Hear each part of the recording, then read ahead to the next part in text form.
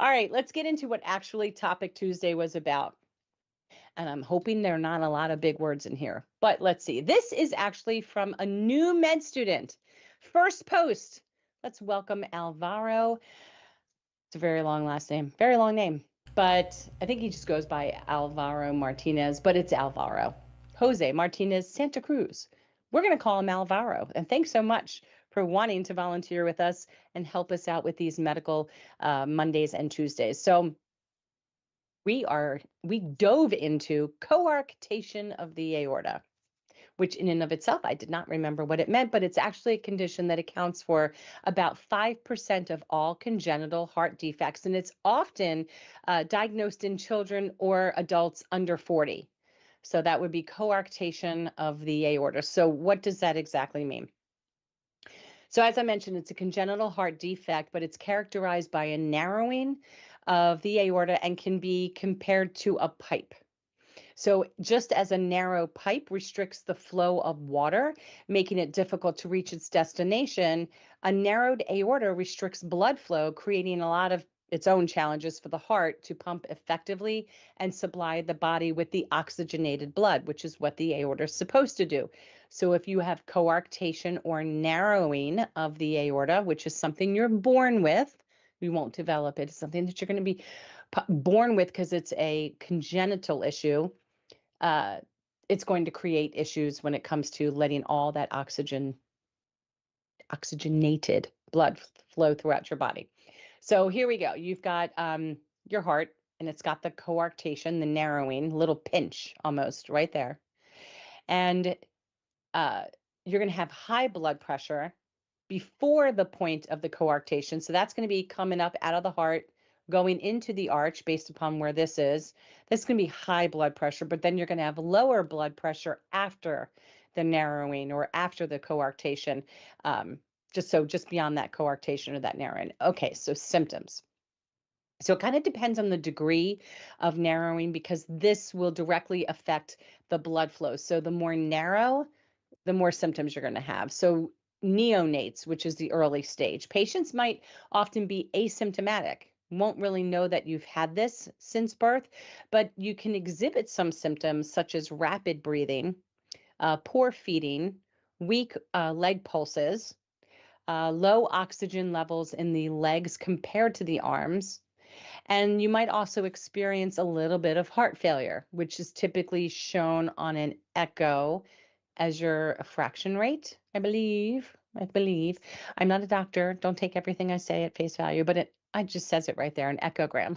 I was right. Typically shows a narrowed aorta. That's going to be an early stage. Okay. And I think probably the problem with that is our kids are just, everything's so fresh and new. So we don't know what is a quirk. We don't know. They don't really usually can tell us what they're feeling symptoms wise. You would just notice a rapid breathing. We're not going to notice if they have weakened pulse, right? So that's why I think they said that this is usually detected in adults, even under 40, because as we get older, we might become more attuned to our symptoms and have opportunities for echoes or other things like this due to other reasons. And therefore, that's when it gets discovered. The neonates, the late stage neonates, symptoms can include rapid breathing, poor feeding, weak leg pulses, and a heart murmur. And an echocardiogram may actually reveal thickened heart walls, which is a sign of heart strain, while a chest x ray might actually show an enlarged heart and fluid accumulation in the lungs. It's really no hard words. I'm just being tongue tied. So, children to adults. So, these patients may experience headaches, nosebleeds, and leg pain during exercise, and other signs of coarctation of the aorta can include high blood pressure, notably a difference between the arm and leg measurements, and a continuous heart murmur. An echocardiogram may indicate heart strain along with a potential for rare complications such as an aortic tear. So, when it comes to an evaluation during a physical exam, the pulse in the groin or your femoral artery area, um, or the feet could actually be weaker than the pulse in the arms or the neck, which would be your carotid.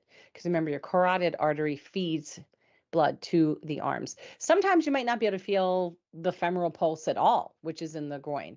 And the most common exam to diagnose this condition is actually an echocardiography, which can help monitor patients after surgery. And older children might need a heart CT and an MRI or an MR angiography of the chest, and that could also be necessary. So when it comes to treatment, if we're looking at a surgical treatment, there's several surgical options when it comes to repairing your coarctation of the aorta. So one common approach is an end-to-end anastomosis, where the segment of the aorta that is narrowed, that coarctation or pinched, is actually removed. And then the ends of the aorta are sewn back together. They're sutured back together. That's the anastomosis. And another technique is a subclavian flap repair, which involves cutting out the subclavian artery, one of the vessels that classically comes off of the arch, and inducing. I don't know what that means, but you're inducing the flap from the subclavian artery to replace the narrowed section of the aorta. And here we go. So here's your coarctation of the aorta surgical management. You could do that end-to-end resection, see where they take off just a little bit before the narrowing and a little bit after the narrowing, and then they sew the two pieces back together. See, boom. You can do a patch angioplasty, which is, again, when you take that pinched area out, it's almost like they do some type of patchwork to put them both together. Looks like they're talking here about an interposition graft where they take the pinched area and they're putting just a graft over it.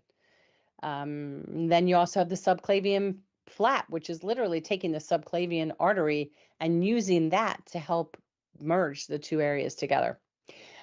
Fun fact, the anatomist, Morgan, I can't say that word, but that person right there, nope, it's going to be like colloquially, Morgan, I don't know what to do with the extra G before an N. I don't know. Any suggestions? But that anatomist, Margagni. Morgagni, I like it, and that's what it's going to be. He actually, I guess, first discovered coarctation of the aorta back in 1760. So you go, Morgagni. All right, that concluded our topic Tuesday. And Alvaro wants you to know that he is a med student and he's delighted and so happy to have joined Aortic Hope. And you'll see more from him over the beginning in January. Actually, this was his trial run, and I think he knocked it out of the park.